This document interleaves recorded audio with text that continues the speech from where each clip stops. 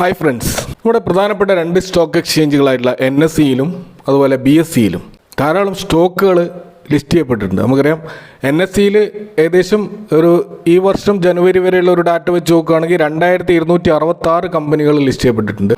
BSEയിലാണെങ്കിൽ ഈ 2024 ജനുവരി 1 വരെയുള്ള ഒരു ഡാറ്റ വെച്ച് നോക്കിക്കഴിഞ്ഞാൽ 5309 സ്റ്റോക്കുകൾ ലിസ്റ്റ് ചെയ്തിട്ടുണ്ട്. അപ്പോൾ അങ്ങനെ നോക്കുമ്പോൾ ഏകദേശം 7000-ഓളം സ്റ്റോക്കുകൾ, അതിൽ ചിലപ്പോൾ 2 എക്സ്ചേഞ്ചിലും ലിസ്റ്റ് ചെയ്ത സ്റ്റോക്കുകൾ ഉണ്ടാകാം. അപ്പോൾ ഏതായാലും 5000-ന് മുകളിൽ സ്റ്റോക്കുകൾ ഏതായാലും ഈ സ്റ്റോക്ക് എക്സ്ചേഞ്ചിൽ ലിസ്റ്റ് ചെയ്യപ്പെട്ടിട്ടുണ്ട്.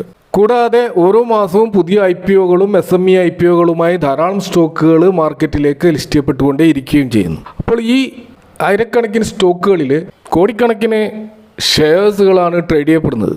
ഇത്രയധികം ട്രേഡിംഗ് വോളിയവും ഇത്രയധികം ഷെയർ ഹോൾഡേഴ്സും ഒക്കെയുള്ള വലിയൊരു സംവിധാനമായതുകൊണ്ട് തന്നെ ഇവിടെ നടക്കുന്ന തട്ടിപ്പുകൾ, ഫ്രോഡുകൾ, അതുപോലെ പമ്പ് ആൻഡ് ഡംപ് സ്കീമുകൾ, ബ്ലാബ് ആൻഡ് ഗ്രാബ് സ്കീമുകൾ, അങ്ങനെ സ്റ്റോക്ക് മാർക്കറ്റിൽ സാധാരണ കാണുന്ന ഇത്തരം പ്രൈസ് മാനിപ്പുലേഷനുമായി ബന്ധപ്പെട്ട പല കാര്യങ്ങളും അതിനെ നിയന്ത്രിക്കാൻ സെബിയോ അല്ലെങ്കിൽ എക്സ്ചേഞ്ച് പോലെയുള്ള റെഗുലേറ്ററി ഏജൻസികൾക്ക് അത്ര എളുപ്പമുള്ള ഒരു കാര്യമല്ല. അപ്പം അതുകൊണ്ട് തന്നെ എല്ലാ സ്റ്റോക്കുകളെയും 24/7 നിരീക്ഷിക്കുക എന്നുള്ളത് അസാധ്യമായൊരു കാര്യമാണ്. അപ്പോൾ അതുകൊണ്ട് തന്നെ ഈ പ്രൈസ് മാനിപ്പുലേഷനിൽ നിന്നും ഇത്തരം ഫ്രോഡുകളിൽ നിന്നും ഇൻവെസ്റ്റേഴ്സിനെ രക്ഷിക്കാൻ വേണ്ടിയിട്ട് ചില മെഷേഴ്സ് സെബി കാലാകാലങ്ങളിൽ എടുക്കാറുണ്ട്. അപ്പോൾ അതിൻ്റെ ഭാഗമായിട്ട് 2018 മാർച്ചിൽ സെബി ഒരു ഫ്രെയിം വർക്ക് കൊണ്ടുവന്നിരുന്നു, ഒരു ചട്ടക്കൂട്. അതനുസരിച്ചിട്ട് സ്റ്റോക്ക് മാർക്കറ്റിൽ ഇത്തരത്തിലുള്ള പ്രൈസ് മാനിപ്പുലേഷൻ നടക്കുന്ന സ്റ്റോക്കുകളെ നിരീക്ഷിക്കാൻ വേണ്ടിയിട്ട് അവർ ASM എന്ന് പറയുന്ന, അഥവാ അഡീഷണൽ സർവേലിയൻസ് മെഷർ എന്ന് പറയുന്ന ഒരു കാറ്റഗറി ഉണ്ടാക്കുകയും അതിലേക്ക് ചില മാനദണ്ഡങ്ങളുടെ അടിസ്ഥാനത്തിൽ സ്റ്റോക്കുകളെ അതിലേക്ക് ഉൾപ്പെടുത്തുകയും ചെയ്യുമായിരുന്നു. അപ്പോൾ അത് 2018 ഈ ഒരു സിസ്റ്റം കൊണ്ടുവന്നിട്ടുള്ളത്. അപ്പോൾ ഇത് കൊണ്ടുവന്നിട്ടുള്ളത് ഇൻവെസ്റ്റേഴ്സിൻ്റെ താല്പര്യം സംരക്ഷിക്കാൻ വേണ്ടിയിട്ടാണ്. അതായത് ഇത്തരത്തിലുള്ള പ്രൈസ് മാനിപ്പുലേഷനിൽ കുടുങ്ങിക്കൊണ്ട് ഇൻവെസ്റ്റേഴ്സിൻ്റെ പണം നഷ്ടപ്പെടുന്ന അവസ്ഥ ഒഴിവാക്കാനും അത്തരം സ്റ്റോക്കുകളെ കൂടുതൽ അടുത്തു നിന്ന് നിരീക്ഷിച്ചുകൊണ്ട് അവിടെ നടക്കുന്ന എല്ലാ ആക്ടിവിറ്റീസിനെയും കൃത്യമായിട്ട് വാച്ച് ചെയ്യുകയും ചെയ്യുന്ന ഒരു സംവിധാനമാണ് ഈ ASM എന്ന് പറയുന്നത്. അപ്പോൾ ഇതിൽ ഒരു സ്റ്റോക്കിനെ ASM ലിസ്റ്റിലേക്ക് കൊണ്ടുവരുന്നതിന് ചില മാനദണ്ഡങ്ങളുണ്ട്. അതിൽ ഒരു 7ഓളം മാനദണ്ഡങ്ങൾ നമുക്ക് NSEയുടെ വെബ്സൈറ്റിൽ പോയി കഴിഞ്ഞാൽ നമുക്ക് കൃത്യമായിട്ട് കാണാൻ കഴിയും. അതിൽ ഒന്ന് ഹൈ ലോ പ്രൈസ് വേരിയേഷനാണ്. സ്റ്റോക്കിൻ്റെ പ്രൈസിൽ ഉണ്ടാകുന്ന വേരിയേഷൻ, എത്രമാത്രം ഹൈ പോകുന്നുണ്ട്, എത്രമാത്രം ലോ പോകുന്നുണ്ട്, എത്ര ടൈം പീരീഡിൽ അത് നടക്കുന്നുണ്ട്. അതുപോലെ ക്ലയൻറ്റ് കോൺസെൻട്രേഷൻ, ഇത്രമാത്രം ഒരു പ്രത്യേക ഗ്രൂപ്പ് ഓഫ് ക്ലയൻസ് അതിൽ അമിതമായിട്ട് ട്രേഡ് ചെയ്യുന്നുണ്ട്, അല്ലെങ്കിൽ അവർ അമിതമായിട്ട് സെല്ല് ചെയ്യുകയോ ബൈ ചെയ്യുകയോ ചെയ്യുന്നുണ്ട് എന്ന് കൂടി വാച്ച് ചെയ്യും. കൂടാതെ ക്ലോസ് ടു ക്ലോസ് അതിൻ്റെ പ്രൈസ് വേരിയേഷൻ എത്രമാത്രം ഈ ട്രേഡിംഗ് വോളിയുമായിട്ട് കമ്പയർ ചെയ്യുമ്പോൾ നടക്കുന്നുണ്ട്, അതുപോലെ മാർക്കറ്റ് ക്യാപിറ്റലൈസേഷൻ എത്രമാത്രം കൂടുകയും കുറയുകയും ചെയ്യുന്നുണ്ട്, അതേപോലെ വോളിയത്തിലുണ്ടാകുന്ന വേരിയേഷൻ എത്രമാത്രമുണ്ട്, അതുപോലെ ഡെലിവറി പെർസെൻറ്റേജ് എത്രമാത്രമുണ്ട്, ട്രേഡ് ചെയ്യപ്പെടുന്ന വോളിയം കംപ്ലീറ്റ് വാങ്ങുന്നുണ്ടോ അതല്ലെങ്കിൽ ഇൻട്രാഡേയിൽ മാത്രമായിട്ട് ചുരുങ്ങിപ്പോകുന്നുണ്ടോ തുടങ്ങിയ കാര്യങ്ങളും നോക്കുന്നുണ്ട്. കൂടാതെ പാൻ നമ്പറുകളിൽ യുണീക്കായിട്ടുള്ള ഏതെങ്കിലും പാൻ നമ്പറുകൾ അമിതമായിട്ട് ആ സ്റ്റോക്കിൽ വലിയ ക്വാണ്ടിറ്റികൾ വാങ്ങുകയും വലിയ ക്വാണ്ടിറ്റികൾ വിൽക്കുകയും ചെയ്യുന്നുണ്ടോ എന്നും അവർ പരിശോധിക്കും. കൂടാതെ PE റേഷ്യോ അതിൻ്റെ നിഫ്റ്റിയുമായിട്ടൊക്കെ കമ്പയർ ചെയ്തുകൊണ്ട്, അല്ലെങ്കിൽ അതിൻ്റെ സെക്ടർ PUമായിട്ടൊക്കെ കമ്പയർ ചെയ്തുകൊണ്ട് എത്രമാത്രം അത് ഹൈ ലോ പോകുന്നുണ്ട് തുടങ്ങിയ കാര്യങ്ങളൊക്കെ പരിശോധിച്ചുകൊണ്ടുള്ള ഒരു വളരെ സങ്കീർണമായൊരു പ്രോസസ്സാണിത്. അപ്പോൾ ഇതിൻ്റെ ഒരു ഡീറ്റെയിൽ ആയിട്ടുള്ള ആ ഒരു ക്രൈറ്റീരിയ ഡീപ്പായിട്ട് മനസ്സിലാക്കണമെന്നുണ്ടെങ്കിൽ ഈ NSE വെബ്സൈറ്റിൽ പോയി കഴിഞ്ഞാൽ അവിടെ അത് കൃത്യമായിട്ട് അതിൻ്റെ എല്ലാ മാനദണ്ഡങ്ങളും വളരെ വിശദമായിട്ട് അവിടെ വിശദീകരിച്ചതായിട്ട് നമുക്ക് കാണാൻ കഴിയും. ചുരുക്കി പറഞ്ഞു കഴിഞ്ഞാൽ ഒരു സ്റ്റോക്കിൽ ഹൈ വോളറ്റിലിറ്റി നടക്കുന്നുണ്ടെങ്കിൽ, അതായത് സ്റ്റോക്ക് വൻതോതിലേക്ക് മുന്നോട്ട് പോവുകയും അതേപോലെ താഴോട്ടേക്ക് വരികയും നിരന്തരമായി നടന്നുകൊണ്ടിരിക്കുന്നുണ്ടെങ്കിൽ ആ സ്റ്റോക്ക് ASM ഫ്രെയിംവർക്കിലേക്ക് പോകാനുള്ള സാധ്യത വളരെ കൂടുതലാണ്. അപ്പോൾ ഈ ASM ഫ്രെയിംവർക്കിന് 4 സ്റ്റേജുകളുണ്ട്. ആ ഓരോ സ്റ്റേജിലും 2 വീതം സ്റ്റേജുകളുണ്ട്. ഒന്ന് ഷോർട്ട് ടേമും ഒന്ന് ലോങ് ടേമും. അപ്പോൾ ഈ ഷോർട്ട് ടേമിലേക്ക് ഒരു സ്റ്റോക്കിനെ ആദ്യമായിട്ട് എൻട്രി എടുത്തു കഴിഞ്ഞാൽ അത് 5 ദിവസം മുതൽ 15 ദിവസം വരെ, ആ ഒരു സ്റ്റോക്കിൻ്റെ പ്രത്യേകത അനുസരിച്ചിട്ട് 5 ദിവസം മുതൽ 15 ദിവസം വരെ അതിനെ ഷോർട്ട് ടേമിൽ നിരീക്ഷിക്കും. ആ 15 ട്രേഡിംഗ് സെഷനിൽ ഈ സ്റ്റോക്ക് ലോങ് ടേം ASM ലിസ്റ്റിലേക്ക് പോകാൻ സാധ്യത ഉണ്ടോ എന്ന് പരിശോധിക്കുകയും അതിനെ ലോങ് ടേം ASM ലിസ്റ്റിലേക്ക് മാറ്റുകയും ചെയ്യും. അപ്പോൾ ആ സ്റ്റേജ് 1 ഷോർട്ട് ടേം ASM ലിസ്റ്റും ലോങ് ടേം ASM ലിസ്റ്റുമുണ്ട്. അപ്പോൾ ഒരു ലോങ് ടേം ASM ലിസ്റ്റിൽ ഒരു സ്റ്റോക്ക് വന്നു കഴിഞ്ഞാൽ അത് 90 കലണ്ടർ ഡേയ്സ് ആ സ്റ്റോക്ക് ആ ASM ലിസ്റ്റിൽ ഉണ്ടാവും.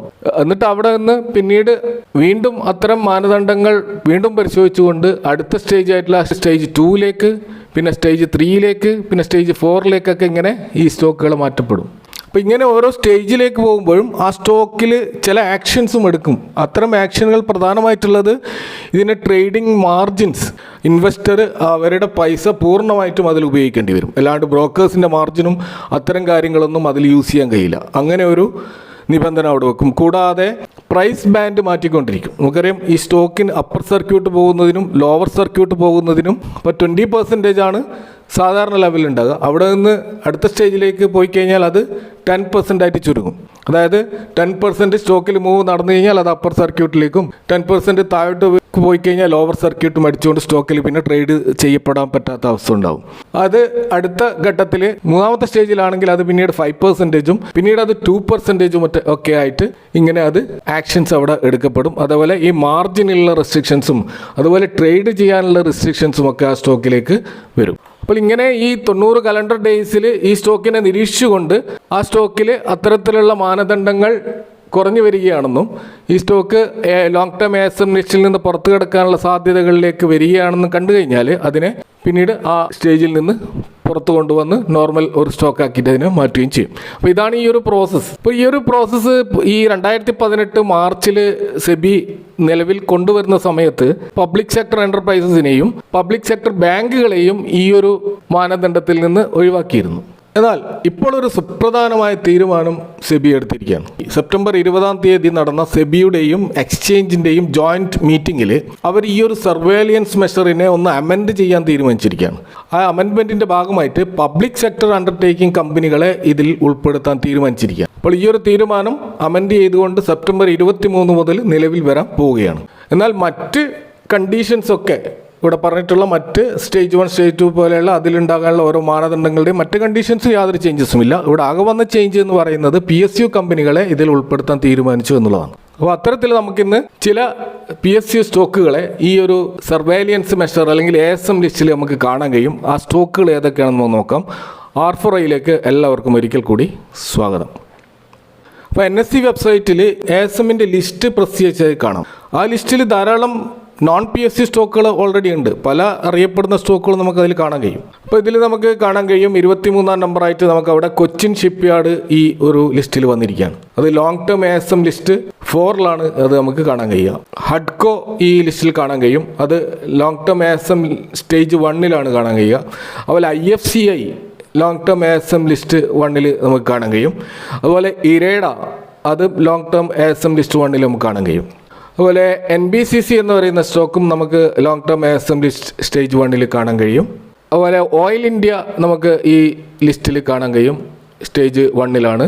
അതുപോലെ ഇൻവെസ്റ്റേഴ്സിൻ്റെ പ്രിയപ്പെട്ട സ്റ്റോക്കായിട്ടുള്ള RVNLും ഈ ഒരു ലിസ്റ്റിൽ നമുക്ക് കാണാൻ കഴിയും. അപ്പോൾ നമുക്ക് ഈ ലിസ്റ്റിൽ വന്നിട്ടുള്ള ഈ ഒരു PSU 7 സ്റ്റോക്കുകൾ, ഈ സ്റ്റോക്കുകളൊക്കെ ലിസ്റ്റിൽ വന്നതുകൊണ്ട് ഈ സ്റ്റോക്കുകൾ മോശമാണ് എന്ന് അതിനർത്ഥമില്ല. അത് നമ്മൾ പ്രത്യേകം മനസ്സിലാക്കേണ്ട ഒരു കാര്യമാണ്. അവിടെ സ്റ്റോക്കിൻ്റെ പ്രശ്നം കൊണ്ടല്ല അത് ASM ലിസ്റ്റിൽ വരുന്നത്. ആ സ്റ്റോക്കിൽ ഇൻവെസ്റ്റ് ചെയ്യുന്ന അല്ലെങ്കിൽ അതിൽ ട്രേഡ് ചെയ്യുന്ന ചില ഇൻവെസ്റ്റേഴ്സിൻ്റെ അവർ കാണിക്കുന്ന ചില ഈ മാനിപ്പുലേഷൻ്റെ ഭാഗമായിട്ട് അല്ലെങ്കിൽ പ്രൈസ് കൃത്രിമമായിട്ട് ഉയർത്താൻ ശ്രമിക്കുന്നതിൻ്റെ ഭാഗമായിട്ട് അല്ലെങ്കിൽ ഇൻവെസ്റ്റേഴ്സിനെ അതിൽ ട്രാപ്പ് ചെയ്യാനുള്ള ഭാഗമായിട്ട് ചെയ്യുന്ന ചില പ്രവർത്തനങ്ങൾ എക്സ്ചേഞ്ച് സംശയിക്കുന്നു. അത്തരം കാര്യങ്ങൾ അതിൽ നടക്കുന്നുണ്ടോ എന്ന്. അപ്പോൾ അതിനെ കുറച്ചും കൂടി ക്ലോസ് ആയിട്ട് വാച്ച് ചെയ്തുകൊണ്ട് അതിലെന്തെങ്കിലും ഫാക്റ്റ് ഉണ്ടോ എന്ന് പരിശോധിക്കാൻ വേണ്ടിയിട്ടാണ് ഈ ഒരു സർവൈലൻസ് മെഷർ നടത്തുന്നത്. അത് യഥാർത്ഥത്തിൽ ഇൻവെസ്റ്റേഴ്സിന് നല്ലതാണ്. കാരണം ആ പ്രൈസ് ബാൻഡ് കുറയുമ്പോൾ പെട്ടെന്ന് തന്നെ വലിയൊരു ക്രാഷ് വരുമ്പോൾ ലോവർ സർക്യൂട്ടിലേക്ക് പോകുന്നത് കൊണ്ട് നമ്മുടെ പണം അവിടെ സേവ് ചെയ്യാനുള്ള അല്ലെങ്കിൽ നമുക്ക് രക്ഷപ്പെടാനുള്ള സമയം അനുവദിക്കപ്പെടുകയാണ്. അപ്പോൾ ഇത് ഒരു നല്ല കാര്യമായിട്ടാണ് നമ്മൾ കാണേണ്ടത്.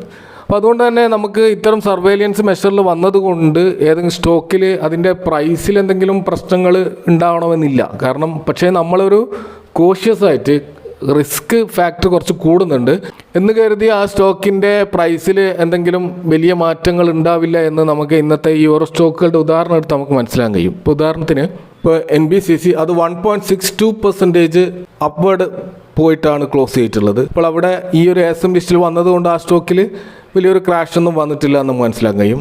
ഇതേപോലെ ഓയിൽ ഇന്ത്യ ഇന്ന് 3% മുന്നോട്ട് പോയതായിട്ട് കാണാം. അപ്പോൾ ഇവിടെയും ഓയിൽ ഇന്ത്യയെയും ASM ലിസ്റ്റ് വന്നത് എന്നതുകൊണ്ട് അതിന് ഏതെങ്കിലും വിധത്തിലുള്ള ഒരു നെഗറ്റിവിറ്റി അതിനെ ബാധിച്ചിട്ടില്ല എന്ന് നമുക്ക് മനസ്സിലാക്കാൻ കഴിയും. എന്നാൽ ബാക്കി 5 സ്റ്റോക്കുകളെ ഈ ASM ലിസ്റ്റിലായതിൻ്റെ ഭാഗമായിട്ടാണോ അതല്ല ജനറൽ ട്രെൻഡിൻ്റെ ഭാഗമായിട്ടാണോ എന്ന് നമുക്ക് പറയാൻ കഴിയില്ല. എങ്കിലും ആ സ്റ്റോക്കുകളുടെ ഒരു അവസ്ഥ നമ്മൾ നോക്കുകയാണെങ്കിൽ ഇവിടെ housing and urban development corporation അഥവാ ഹഡ്കോ അത് 2% ഡൗൺ ആയിട്ടാണ് ഇന്ന് ക്ലോസ് ചെയ്തിട്ടുള്ളത്. അതുപോലെ IFCI എന്ന് പറയുന്ന സ്റ്റോക്ക് 0.49% ഡൗൺ ആയിട്ടാണ് ഇന്ന് ക്ലോസ് ചെയ്തിട്ടുള്ളത്. അതുപോലെ റെയിൽ വികാസ് നിഗം RVNL ഇന്ന് 2% ഡൗൺ ആയിട്ടാണ് ക്ലോസ് ചെയ്തിട്ടുള്ളത്. അതുപോലെ IREDA Indian renewable energy development agency അത് 0.81% ഡൗൺ ആയിട്ടാണ് ക്ലോസ് ചെയ്തിട്ടുള്ളത്. അതുപോലെ കൊച്ചിൻ ഷിപ്പ് യാർഡ് 3.09% ഡൗൺ ആയിട്ടാണ് ഇന്ന് ക്ലോസ് ചെയ്തിട്ടുള്ളത്.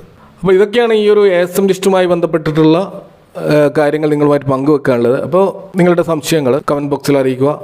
അതുപോലെ ഈ വീഡിയോയെക്കുറിച്ചുള്ള നിങ്ങളുടെ അഭിപ്രായങ്ങളും കമൻറ്റ് ബോക്സിൽ അറിയിക്കുക. Thanks for watching. See you next time with another video.